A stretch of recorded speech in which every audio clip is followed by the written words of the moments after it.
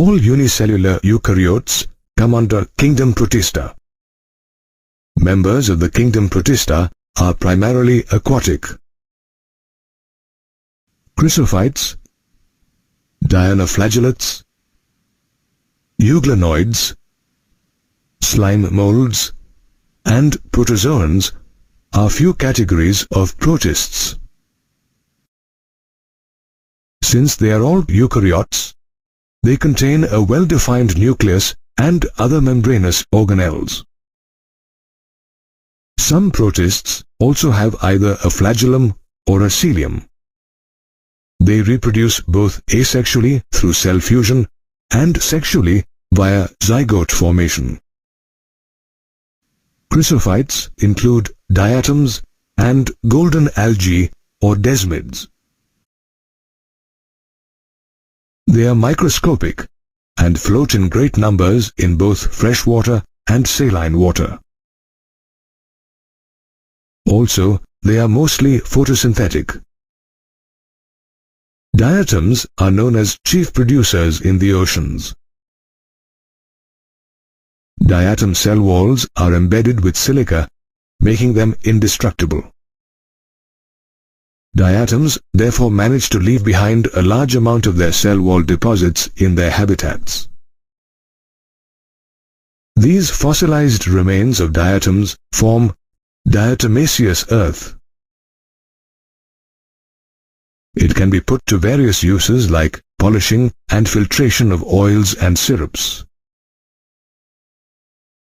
Dinoflagellates are colorful protists found both in marine and freshwater. Depending on the main pigments in their cells, they are yellow, green, brown, blue, or red.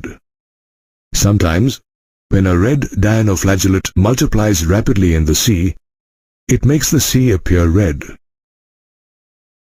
This red tide phenomenon is known to be harmful, as the toxins so released can kill other marine animals such as fish.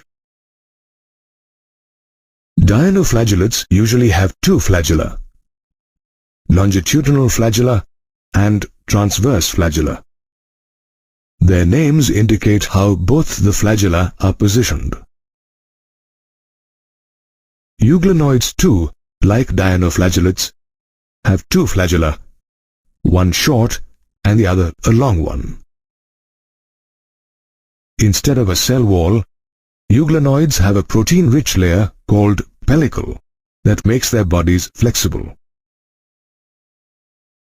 Euglenoids are phototrophic autotrophs in the presence of sunlight, since they also have chloroplasts, like plants.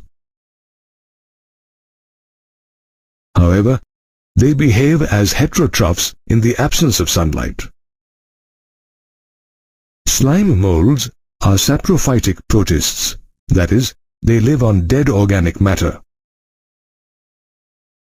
They form a huge aggregation called plasmodium. However, during unfavorable conditions, this plasmodium differentiates and forms spores that possess true walls. These spores are so resistant that they can survive for years under adverse conditions. Protozoans are protists that are believed to be primitive relatives of animals. Did you know that the word protozoans means the first animals? All protozoans are heterotrophs and live as predators or parasites.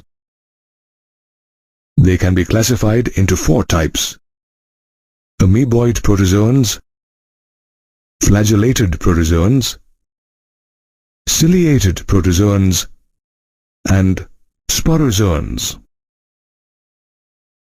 Out of these, amoeboid protozoans are found in freshwater, marine water, as well as moist soils.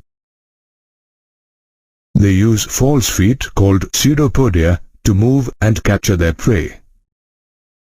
Some amoeboids, like entamoeba, are parasites. Flagellated protozoans, as the name suggests, have flagella. They can be either free-living or parasitic. Some parasites like trypanosoma can also cause diseases like sleeping sickness. Ciliated protozoans like paramecium can be found at almost all places where there is water. They are very active since they possess thousands of cilia. It is the coordinated movement of these cilia that steers the water containing their food into their gullet. The gullet is a cavity that opens to the outside of the cell surface. Lastly, sporozoans are organisms that have an infectious spore-like stage in their life cycle. Plasmodium is the most famous sporozoan. It causes malaria in humans and is also known as the malaria parasite.